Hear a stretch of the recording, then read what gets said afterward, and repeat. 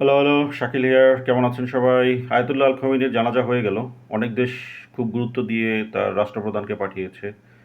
আবার অনেক দেশ মধ্যম সারির ডেলিগেট পাঠিয়েছে। আবার কেউ একদমই পাঠায়নি। তার মানে কেউ জিনিসটাকে অনেক গুরুত্ব দিয়েছে, কেউ দেয়নি। তো চলুন জেনে নিই কোন কোন দেশ খুব গুরুত্ব দিয়েছে, কোন কোন দেশ মধ্যম সারির গুরুত্ব দিয়েছে, আর কোন কোন দেশ একদমই গুরুত্ব দেয়নি এবং কোনো ডেলিগেট পাঠায়নি। এবং ডেলিগেট কেন পাঠায়নি এটি আপনি কমেন্টে জানান যে কী কারণ হতে পারে। তারা কি ডিপ্লোম্যাটিক টাই চায় না, অথবা তাদের সাথে রিলেশন চায় না, অথবা কী কারণে পাঠায়নি। ওকে, তো চলুন জেনে নেই কারা রাষ্ট্রপ্রধান পাঠিয়েছে। 4টা দেশ রাষ্ট্রপ্রধান পাঠিয়েছে, তার মানে খুব ইম্পর্টেন্স দিয়েছে। তারা হলো পাকিস্তান, আর্মেনিয়া, তাজিকিস্তান, জর্জিয়া। ওকে, সেকেন্ড মধ্যম সারির যারা ইম্পর্টেন্স দিয়েছে তারা হচ্ছে রাশিয়া, চীন, ভারত।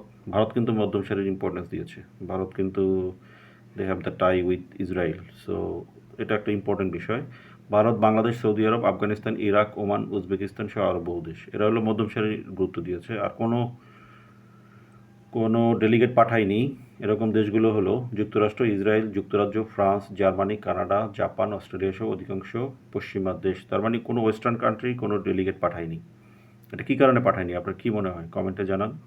আর ভিডিওটা ভালো লাগলে অবশ্যই লাইক, শেয়ার, সাবস্ক্রাইব করবেন, বন্ধুদের সাথে শেয়ার করবেন। আসছি অন্য কোনো টপিক্স নিয়ে। আল্লাহ হাফিজ।